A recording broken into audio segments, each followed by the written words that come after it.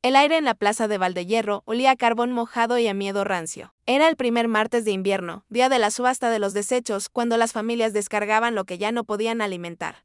Hijas mancas, viudas locas, ancianos ciegos. La nieve sucia se amontonaba contra las paredes de las casas mineras, y los compradores capataces, viudas ricas, mercaderes de paso, se apiñaban bajo toldos de lona raída. El pregón lo hacía siempre el mismo hombre, un exminero sin dedos llamado Tuerto, cuya voz resonaba como un martillo oxidado. Lira esperaba de pie sobre el cajón de madera que servía de estrado. Tenía 19 años, pero parecía menor, delgada como un junco, con el cabello negro cortado a tijeretazos por su madre la noche anterior. Vestía un saco de arpillera teñido de gris, sin mangas, para que se viera la marca de nacimiento, en su hombro izquierdo, una mancha roja en forma de media luna. Muda desde los 7, gritó Tuerto, torpe con las agujas, no sabe leer ni coser un huevo. Ideal para trabajos pesados o para quien busque silencio. La multitud rió. Alguien escupió. Su padre, un minero con los pulmones llenos de polvo negro, no la miraba. Sostenía el sombrero entre las manos como si fuera a comérselo. Había perdido 3 dedos en la Galería Sur y ahora solo servía para empujar carretillas. La madre había muerto de fiebre el año anterior y las bocas en casa eran demasiadas. 3 monedas de cobre, musitó cuando Tuerto preguntó el precio base. Era menos de lo que costaba un saco de harina. Lire sintió que el cajón temblaba bajo sus pies descalzos. No era frío, era vergüenza ajena.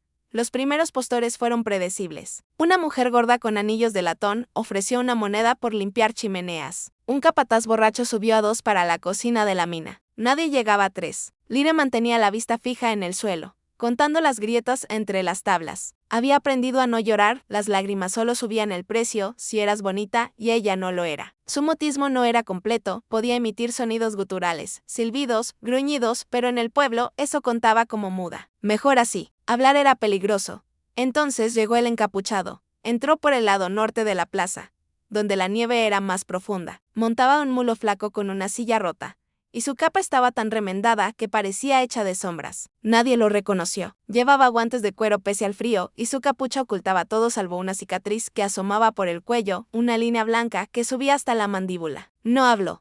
Solo levantó 3 dedos y dejó caer las monedas en la mano de Tuerto. El metal tintineó como huesos. El silencio fue inmediato. 3 monedas era el precio, sí, pero nadie pagaba el precio base por una inútil. Siempre se regateaba. Tuerto abrió la boca, cerró la boca. El padre de Lira dio un paso atrás como si temiera que le devolvieran el cambio. El encapuchado desmontó, ató al mulo a un poste y se acercó al cajón. Lira olió a humo de leña y algo metálico, como sangre vieja. Él sacó un papel doblado y lo puso en la mano de Tuerto. Luego, sin mirarla, tomó la cuerda que ataba las muñecas de Lira y tiró suavemente. Ella bajó del cajón, la plaza estalló en murmullos. ¿Quién es? ¿Un loco? Seguro la mata en el bosque. Lire caminó detrás del hombre, descalza sobre la nieve, sintiendo cómo se le congelaban los dedos. El mulo cargaba un carro pequeño cubierto con una lona. El encapuchado la ayudó a subir no con gentileza, pero tampoco con brutalidad, y cubrió sus hombros con una manta que olía a cabra. Luego montó delante y arreó al animal. Nadie los detuvo. El padre de Lira se quedó mirando hasta que la niebla los tragó. En el carro, Lira encontró una nota escrita con carbón para la cabaña del cuervo. No intentes huir. La montaña no perdona. Debajo, un dibujo torpe, un cuervo con un ojo humano. Mientras ascendían por el camino de cabras, la nieve empezó a caer de nuevo. Lira apretó la manta contra su pecho y por primera vez permitió que una lágrima se escapara. No era por el frío, era porque, por primera vez en su vida, alguien había pagado por ella sin pedir nada a cambio. Todavía del carro se detuvo al borde de un abismo, donde la montaña se partía como un hueso roto. El encapuchado, que aún no tenía nombre para Lira, saltó al suelo con un gruñido de dolor. La pierna izquierda le fallaba al aterrizar y se apoyó en el mulo para no caer. La nieve llegaba hasta las rodillas y el viento silbaba entre pinos tan viejos que sus troncos parecían columnas de carbón. Lire bajó sola porque nadie la ayudó esta vez. Sus pies, envueltos en harapos, ya no sentían nada. Un sendero apenas visible serpenteaba hacia arriba, marcado por piedras negras que brillaban como obsidiana mojada. El hombre ató al mulo a un árbol y cargó un saco al hombro. Luego señaló a Lira con un gesto brusco. «Sígueme». Ella obedeció porque no había opción. El ascenso duró horas. Cada paso era una puñalada en los tobillos. Cada resbalón, una promesa de muerte. El hombre no volvió a mirarla. Solo avanzaba, cojeando, dejando un rastro de huellas desiguales. Al fin, la cabaña apareció como un tumor en la ladera. Una estructura de troncos podridos, techo de pizarra rota. Chimenea humeante apenas. Una cerca de estacas rodeaba un corral donde 5 cabras flacas se peleaban por un montón de heno congelado. El hombre abrió la puerta con un puntapié y entró. Lyre se quedó en el umbral, temblando. El interior olía a resina quemada, cuero curtido y algo más, metal oxidado, como si alguien hubiera guardado cuchillos demasiado tiempo. «Quítate eso», dijo él, señalando los harapos. «Te congelarás». Fue la primera vez que habló. Su voz era ronca, como si la garganta estuviera llena de grava. Lyre se despojó del saco y quedó en una camisola rota. Él le lanzó una camisa de lana gruesa, 3 tallas más grande, con manchas de sangre seca en el cuello. Ella se la puso. Él no la miró mientras lo hacía. El espacio era pequeño, una mesa coja, 2 sillas desparejas, un camastro de paja en una esquina. Sobre la chimenea, un hacha con el filo mellado y una piel de lobo medio curtida. El hombre Belias, aunque ella aún no lo sabía, se quitó la capucha. La mitad derecha de su rostro era normal, pómulos altos, barba de 3 días, ojos grises como la niebla. La mitad izquierda era una ruina, piel arrugada y rosada, sin ceja, sin pestañas, una oreja reducida a un muñón. Lyre no apartó la vista. Había visto peores cosas en la mina. Tareas, dijo él, enumerando con dedos: leña, ordeño, limpieza. Si no sirves, te echo.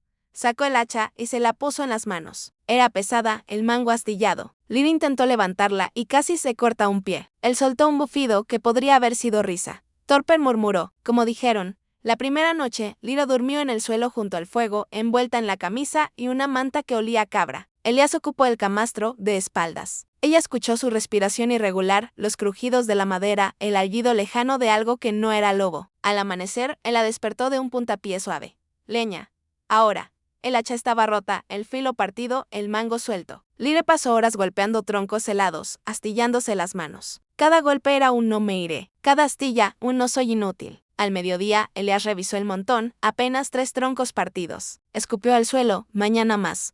O te vas, pero no la echó. Le dio un cuenco de sopa agria en patatas congeladas, cebolla podrida y un trozo de pan duro. Lyre comió en silencio, sentada en el umbral. Las cabras la miraban con ojos amarillos. Una de ellas, la más vieja, se acercó y lamió la sangre de sus dedos heridos. Lyre no se apartó. Esa noche, Elias afiló el hacha con una piedra. El sonido era hipnótico: shhh, dshhh, dshhh. Lyre lo observó desde su rincón. Él no levantó la vista, pero habló: no grites. Aquí los gritos se los come la montaña. Ella asintió. No tenía intención de gritar. Por primera vez en años, alguien le hablaba sin pegarle. Era suficiente. Los días en la cabaña se convirtieron en un ritual de fatiga y silencio. Lyre aprendió a moverse como sombra, levantarse antes del alba, encender el fuego con yesca húmeda, ordeñar a las cabras que ahora las cegían como perros. Elias salía al bosque al amanecer y regresaba al ocaso con un saco de trampas vacías, un conejo despellejado. Nunca hablaban más de lo necesario. Sal, leña. Cierra la puerta. Pero Lyre notó algo: cada luna llena, Elias desaparecía toda la noche y volvía con los ojos enrojecidos y un morral lleno de huesos pequeños. Una madrugada, mientras limpiaba la chimenea, Lyre encontró un cuaderno escondido bajo una tabla suelta. Estaba encuadernado en piel de cabra, las páginas llenas de dibujos, runas angulosas, mapas de la montaña, una lista de nombres femeninos tachados con tinta roja. El último nombre era el suyo, escrito con letra temblorosa: Lyre, año 7. Debajo, una nota: si falla, la niña muere. Lyre cerró el cuaderno con el corazón latiéndole en la garganta. Esa noche, Elias no regresó hasta el alba. Entró tambaleándose, con nieve en la barba y una herida fresca en el antebrazo. Lyre le ofreció un trapo para la sangre. Él lo tomó sin mirarla. ¿Por qué me compraste?, preguntó ella con voz ronca, la primera frase completa que pronunciaba en años. Elias se detuvo. La miró como si la viera por primera vez. No te compré, dijo al fin. Cumplo un pacto, contó, a regañadientes, entre tragos de aguardiente de bayas. 7 años atrás, su hermana pequeña, Mara, cayó enferma de la niebla negra que pudría los pulmones en el valle. Los curanderos exigían oro. Elias solo tenía deudas de guerra. Entonces apareció la vieja de la montaña, una anciana que nadie veía 2 veces, y le ofreció un trato: cada año subiría a la cima una mujer inútil para alimentar a las sombras de hierro, entidades que vivían en las grietas y devoraban recuerdos. A cambio, Mara viviría 1 año más. Elias aceptó. Había subido 6 mujeres antes de Lyre. Ninguna duró más de 1 mes. Algunas huyeron, otras desaparecieron. ¿Y yo?, preguntó Lyre. Tú eres la 7ª. Si fallas, Mara muere. Si huyes, las sombras me devoran a mí. Lyre sintió el frío subirle por la espalda. Pero no era miedo, era furia. No soy sacrificio, dijo. Enséñame. Elias rió, un sonido seco como ramas quebradas. ¿Enseñarte qué? ¿A morir más lento? ¿A defenderme? ¿A tallar runas? ¿A no ser inútil? Él la miró largo rato. Luego sacó un cuchillo de hueso y un fémur de ciervo. Las runas no son magia barata, dijo. Son promesas. Si las rompes, la montaña te cobra. Durante semanas, Lyra aprendió bajo la luz de una vela de cebo. Elias le enseñó los símbolos básicos: símbolo 1-6-CB para protección, símbolo 1-6-A-6 para fuerza, símbolo 1-6-A-8 para memoria. Tallaba en huesos de conejo, en cuernos de cabra, en la madera de la mesa. Sus manos, antes torpes, ganaron precisión. Cada runa era una palabra que no podía decir. Cada corte, una declaración. Una noche, mientras tallaba símbolo 1-6 de lealtad, Elias la observó desde el camastro. No todas oyeron, confesó. Una se quedó. Intentó salvarme. Las sombras la tomaron. Lyra no preguntó quién. Siguió tallando. Pero esa noche, cuando Elias durmió, ella salió al corral. Las cabras la rodearon. La más vieja, a la que llamó Bruma, le lamió la palma. Lyra silbó una nota baja. Bruma respondió con un balido que sonó como advertencia.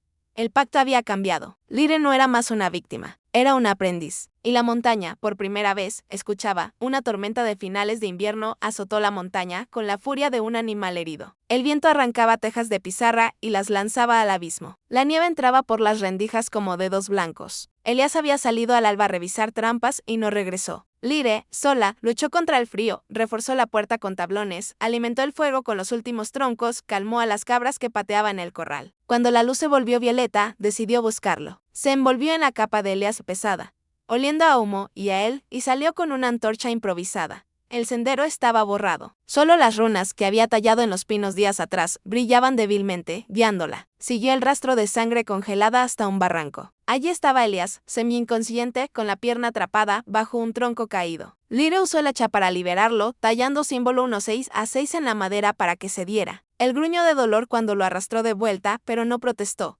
En la cabaña, lo desnudó hasta la cintura para curar la herida, un corte profundo en el muslo. Cosió con hilo de tripa y aguja de hueso, sus manos firmes por primera vez. Elias deliraba, murmurando nombres: Mara, Alina, perdón. Lyra no conocía a Alina, pero el nombre le quemó la lengua. Al día siguiente, con la tormenta amainada, Lyra exploró mientras Elias dormía. Encontró una puerta falsa detrás del armario, un cuarto diminuto, sellado con cera negra. Forzó la cerradura con el cuchillo de hueso. Dentro, polvo, olor a lavanda seca y un altar improvisado. Sobre una caja de madera, un retrato al óleo, una mujer de cabello negro, ojos dorados, sonrisa triste. Era idéntica a Lyra, salvo por los ojos y una cicatriz en la ceja. Debajo, un uniforme militar doblado con precisión quirúrgica, medallas oxidadas, una carta rogada: si lees esto, ya es tarde. Cuida de Mara.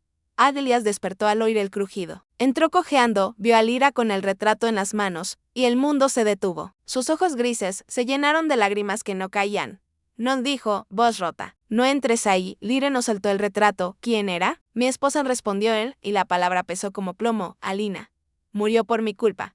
No explicó más. Se sentó en el suelo, espalda contra la pared, y lloró en silencio. Lyra nunca había visto a un hombre llorar así. Sin ruido, solo hombros temblando. Algo se quebró dentro de ella. No era lástima, era reconocimiento. Ella también había sido culpada por cosas que no eligió. Esa noche, mientras Elias dormía de nuevo, Lyra hiló lana de las cabras con un uso improvisado. Trabajó hasta el alba, tejiendo una bufanda gruesa, color carbón. La dejó sobre la almohada de él, sin nota. Al amanecer, Elias se la puso sin decir nada. Pero cuando salieron al corral, caminó más cerca de ella. Sus hombros se rozaron. Días después, Lyra encontró un mechón de cabello dorado en el cuarto sellado. Lo guardó en su bolsillo. No sabía por qué. Solo sabía que Alina no era un fantasma para temer, sino una herida que aún sangraba. Y que ella, Lyra, ya no era una extraña en esa historia. La grieta estaba abierta. Por primera vez, la cabaña no era solo refugio, era testigo.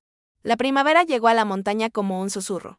Primero un deshielo, que goteaba desde los aleros, luego brotes verdes en las grietas de la roca. Lyra, ya dueña de sus mañanas, salía al corral antes de que Elias despertara. Las cabras la esperaban. 5 hembras y un macho viejo con un cuerno roto. La más anciana, Bruma, tenía el pelaje plateado y los ojos de un amarillo turbio. Como miel vieja, desde que Lyra le curó una pata herida con resina de pino. Bruma la cejía a todas partes. Una mañana, mientras ordeñaba, Lyra notó que Bruma no comía. La cabra pateaba la nieve derretida, balaba abajo. Miraba hacia la ladera norte. Lyra silbó un hábito que había desarrollado sin darse cuenta, una nota corta, aguda. Bruma respondió con 3 balidos rápidos. Era un patrón. Lyra repitió. Bruma insistió. Algo en el lenguaje de los animales se abrió como una puerta oxidada, no palabras. Sin urgencia, dejó el balde y siguió a la manada. Las cabras la guiaron por un sendero oculto, entre pinos tan densos que la luz se volvía verde. El suelo estaba cubierto de musgo, que brillaba como escamas. Bruma se detenía cada pocos metros, miraba atrás, balaba. Lyre llevaba el cuchillo de hueso y una runa símbolo 16 tallada en un trozo de cuerno. Por si acaso, llegaron a una grieta en la roca, apenas visible, cubierta por enredaderas congeladas. Bruma se metió primero. Lyre la siguió, agachada. El aire dentro era cálido, húmedo, olía a tierra fértil y a algo dulce. Como pan recién horneado, la cueva se abrió en una cámara redonda. En el centro, incrustado en la piedra viva, latía un corazón de cristal del tamaño de un puño. Era transparente, pero dentro giraban vetas azules y rojas como sangre y tormenta. Cada latido emitía un sonido grave, thump thump, que vibraba en los huesos de Lyra. Bruma se acercó y lamió el cristal. El corazón latió más rápido. Lyre, hipnotizada, dio un paso. El suelo estaba cubierto de runas antiguas, algunas rotas, otras brillantes. Tocó el cristal con la punta de los dedos. Fue como meter la mano en agua hirviendo y helada al mismo tiempo. Las visiones llegaron en oleadas. Primera, Elias joven, sin cicatrices, riendo con una mujer de ojos dorados, Alina, en un prado de flores silvestres. Segunda, Elias en uniforme, en una trinchera, recibiendo órdenes de ejecutar a un pelotón de prisioneros. Alina entre ellos, embarazada. Tercera, Elias disparando al aire, gritando. Corriendo con Alina en brazos mientras las balas silbaban. Última, una explosión. Alina cayendo. Elias gritando su nombre mientras el fuego le devoraba el rostro. Lyre se apartó, jadeando. El corazón latió una vez más, fuerte. Y la cueva tembló. Bruma la empujó con la cabeza hacia la salida. Afuera, la luz del día era cegadora. Lyre se sentó en la nieve, temblando. Las cabras formaron un círculo protector. Bruma apoyó la cabeza en su regazo. Esa noche, Elias notó que Lyra estaba distinta. No habló durante la cena. Él tampoco. Pero cuando se acostó, ella se sentó junto al fuego y silbó la misma nota que había usado con Bruma. Elias se tensó. ¿Dónde aprendiste eso?, preguntó. Las cabras, dijo Lyra. La montaña está enojada contigo. Elias palideció. No sabes de qué hablas. Sé lo que hiciste. Y lo que no. Él se levantó, cojeando hacia la puerta. Pero Lyra lo detuvo con una mano en el brazo. No soy Alina, pero tampoco soy tu castigo.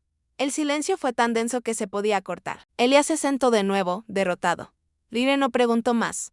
Solo silbó otra nota, suave, y Bruma, desde el corral, respondió. La montaña escuchaba, y por primera vez. Lyre entendía su idioma. Elias despertó antes del alba con el corazón latiéndole en la garganta. Había soñado con el cristal latiendo, con Lyra tocándolo, con la montaña abriéndose para tragárselo todo. Se levantó de un salto, ignorando el dolor en la pierna. Y la encontró en la cocina. Lyra tallaba runas en un hueso de conejo, concentrada, la lengua asomando apenas entre los labios. Sobre la mesa, el cuchillo de hueso brillaba con una mancha azulada, como si hubiera absorbido luz del corazón. ¿Qué hiciste?, preguntó él, voz baja, peligrosa. Lyra levantó la vista. Sus ojos, antes opacos, ahora tenían un destello dorado en el iris izquierdo. Elias retrocedió un paso. La montaña me habló, dijo ella, me mostró lo que rompiste. Elias cruzó la habitación en 2 zancadas y la agarró del brazo. El hueso cayó al suelo. No tenías derecho, gritó, ese cristal no es tuyo. Lyre no se resistió, solo miró la mano que la sujetaba. Ni tuyo, respondió, es de ella, y de Mara, y ahora también mío. Elias la empujó hacia la puerta, la abrió de un puntapié. Afuera, la nieve había vuelto a caer en la noche, cubriendo todo de blanco cegador. Fuera. Si tanto quieres su poder, quédate con él. Lyre tropezó en el umbral. Cayó de rodillas en la nieve. La camisola empapándose al instante. El frío le mordió la piel como dientes. Intentó levantarse, pero Elias cerró la puerta. El cerrojo sonó como un disparo. Dentro, Elias se apoyó contra la madera, respirando agitado. Escuchó los golpes débiles de Lyra. Luego nada. El silencio fue peor que los gritos. Pasaron minutos. Horas. El fuego se apagó. Elias se sirvió aguardiente, lo derramó, lo bebió de todos modos. Es mejor así, se dijo. Ella se irá, como las demás. Pero no se fue. Al mediodía, cuando la tormenta amainó, Elias abrió la puerta. Lyra estaba allí, acurrucada contra la pared, azulada, con la mano derecha sangrando. Había intentado tallar una runa en la nieve con las uñas. Símbolo 16-8, memoria. Elias maldijo, la levantó en brazos, era ligera como un saco de plumas, y la llevó dentro. La depositó junto al fuego reavivado, le quitó la ropa helada. La envolvió en su propia manta. Sus manos temblaban mientras frotaba los pies de Lyra para devolverles el calor. Ella abrió los ojos. El destello dorado cejía allí, No soy ella, susurró Lyra, voz rota por el frío, pero tampoco soy desechable. Elías no respondió. Tomó un trapo limpio. Lo humedeció en agua caliente y vendó la mano herida. Sus dedos rozaron la palma de Lyra, llena de cortes nuevos. Ella no se quejó. Solo lo miró. Tevin, dijo él al fin, en el sueño. Tocando el cristal. Rompiendo todo, no rompí nada, respondió Lyra, solo vi la verdad. Alina no te odia. La montaña sí. Elías bajó la cabeza. Por primera vez permitió que Lyra viera su rostro entero bajo la luz, la quemadura, la vergüenza. El miedo. Ella levantó la mano sana y tocó la cicatriz de la mejilla. No soy tu castigo, repitió. Soy tu oportunidad. Elías cerró los ojos. Una lágrima cayó sobre la mano vendada de Lyra. Afuera, bruma baló una sola vez, larga. Como un lamento, la nieve dejó de caer. El silencio que siguió no fue vacío. Fue una tregua. El solsticio de verano llegó sin aviso, un día entero de luz dorada que se derramaba por la ladera como miel caliente. La montaña parecía respirar más lento, los pinos olían a resina fresca y hasta las cabras brincaban en lugar de pelearse. Lyra y Elías habían caído en una rutina frágil, él salía al bosque, ella cuidaba la cabaña, tallaba runas, hablaba con bruma. No mencionaban el cristal ni la discusión. Pero cada noche, cuando Elías se acostaba, Lyra se sentaba junto a la chimenea y silbaba una melodía nueva. 3 notas ascendentes que la cabra había enseñado. La noche del solsticio, el cielo se tiñó de violeta. Elías, nervioso, preparó un círculo de sal y huesos alrededor de la cabaña. El festival, murmuró. Vienen las que se fueron. Lyra no preguntó, solo ayudó. Juntos clavaron antorchas de pino en la nieve derretida, encendieron un fuego mayor en el corral y dejaron un cuenco de leche y pan en la puerta. Elías llevaba la bufanda que Lyra le tejió, ella un collar de runas de hueso. A medianoche, el aire cambió. Un zumbido bajo, como alas de insecto, llenó el silencio. Del bosque surgieron luces, luciérnagas azules, cientos, flotando en espiral. Cada una llevaba un rostro diminuto, translúcido, de mujer. Eran las 6 anteriores. Pasaron sobre el círculo sin tocarlo, giraron alrededor de Elías y él se arrodilló, cabeza gacha. Lyra sintió un tirón en el pecho, como si el cristal la llamara desde la cueva. Una luciérnaga más grande se acercó. Su luz era dorada. Se posó en el hombro de Lyra y se hundió en su piel. El mundo se apagó. Cuando Lyra abrió los ojos, no era ella. Su voz salió clara, melodiosa, con un acento que no conocía. Elías, él levantó la vista. Lágrimas corrían por su cicatriz. Alina susurró, el cuerpo de Lyra caminó hacia él, pero los ojos eran dorados, brillantes. Las otras luciérnagas formaron un corro, cantando sin palabras. Alina, usando la Lyra, tocó el rostro de Elías. No morí por tu traición, dijo. Morí protegiéndote. El pelotón iba a matarte a ti también. Tomé la granada. Fue mi elección, Elías sollozó, abrazándola. Lyra, atrapada dentro de su propio cuerpo, luchó por no ahogarse. Sentía el amor de Alina, el dolor, la paz. Pero también su propia rabia, este cuerpo es mío. Las runas de su collar ardieron. Con un esfuerzo que le desgarró la garganta, Lyra empujó. Su mano se alzó, tomó el rostro de Elías y lo besó. No fue suave. Fue torpe, desesperado, dientes chocando, labios temblando. El beso de alguien que reclama su lugar. La luciérnaga dorada salió de Lyra con un destello. Giró 3 veces y se unió a las demás. Las luces se elevaron, formando una constelación sobre la cabaña, y desaparecieron hacia la cima. Lyra cayó de rodillas, jadeando. Elías la sostuvo. Sus frentes se tocaron. Perdón, dijo él, por empujarte, por compararte. No soy ella, respondió Lyra, voz ronca. Pero la llevo conmigo ahora. Como tú, se quedaron así hasta el amanecer. El fuego se apagó. Las cabras durmieron. En el corral, Bruma lamió el cuenco vacío de leche. La montaña, por primera vez en 7 años, no exigió nada. 3 días después del festival, la montaña habló con voz de trueno. Un amanecer gris, el suelo tembló. El corazón de cristal, que Lyra había vuelto a visitar en secreto, latió tan fuerte que las cabras huyeron al corral y Bruma se escondió bajo la cabaña. Elías salió cojeando, la bufanda al cuello, y encontró a Lyra de pie en el umbral. Pálida. En su mano, el cuchillo de hueso brillaba con vetas azules. Vino a cobrar, dijo ella. Elías lo supo al instante. Cada año, la vieja de la montaña aparecía en forma de niebla negra para confirmar el pacto. Este año no llegó como niebla. Llegó como una grieta en el aire, un corte vertical que sangraba luz violeta. De él salió una voz que no era voz, sino el crujir de huesos y el susurro de todas las mujeres que habían muerto allí. Elías de hierro. 7º año. Entrega a la 7ª o pierde a la niña. Elías se arrodilló. Lyra vio como la cicatriz de su rostro se volvía blanca. Maran, susurró él. Mi hermana. Tiene 14 años. Si no, la grieta se ensanchó. Sombras con forma de mujer se arrastraron fuera, de 2 besudos extendidos hacia Lyra. Ella retrocedió, pero no huyó. Talló símbolo 1-6 y se ve en el aire con el cuchillo. Las sombras se detuvieron, siseando. Non, dijo Lyra. Hay otro camino, Elías la miró, incrédulo. No hay otro camino. Siempre ha sido así, siempre has obedecido, respondió ella. Jono corrió a la cabaña, sacó el cuaderno de piel de cabra, lo abrió en la página final. Allí, en tinta casi borrada, una runa doble, símbolo 16A6, símbolo 16DA, fuerza y lealtad entrelazadas. Debajo, una nota de Alina. Si dos sangran juntos, el pacto se rompe. Pero uno debe elegir quedarse. Lyra tomó el cuchillo. Elías la siguió cojeando. ¿Qué haces? Terminarlo, salieron al corral. Lyra arrastró una piedra plana, talló la runa doble en el centro. Luego se cortó la palma izquierda, profunda, sin dudar. La sangre cayó sobre la piedra, humeante. Tu turno, dijo, ofreciéndole el cuchillo. Elías tembló. Miró la grieta, que ahora rugía. Vio a Mara en su mente, pequeña, tosiendo sangre negra, en una cama del valle. No puedo perderla, dijo. No la perderás, respondió Lyra. Pero no puedes seguir pagando con mujeres. Elías tomó el cuchillo. Su mano temblaba tanto que cortó mal. La sangre brotó lenta. Lyra tomó su mano, la halló, presionó hasta que la herida fue pareja. Juntos dejaron caer la sangre sobre la runa. El suelo se abrió. El corazón de cristal emergió de la tierra, flotando, latiendo furioso. La voz de la montaña rugió, uno debe quedarse. Lyra dio un paso adelante, no. Los dos nos quedamos. O ninguno. Elías la miró. Vio en sus ojos el destello dorado de Alina, pero también algo nuevo, acero. Tomó su mano ensangrentada. Juntos, dijo, la runa brilló. El cristal se partió en dos mitades perfectas. Una luz blanca los envolvió, las sombras chillaron y se disolvieron. La grieta se cerró con un chasquido. Cuando la luz se apagó, el corazón ya no latía. Solo quedaban dos fragmentos en la piedra, uno azul, uno rojo. Lyra tomó el azul, Elías el rojo. Los unieron. Encajaron como piezas de rompecabezas. La montaña guardó silencio. Esa noche, Elías escribió una carta al valle. Mara estaba curada. La niebla negra había desaparecido. Lyra quemó el cuaderno. No más pactos, solo elecciones.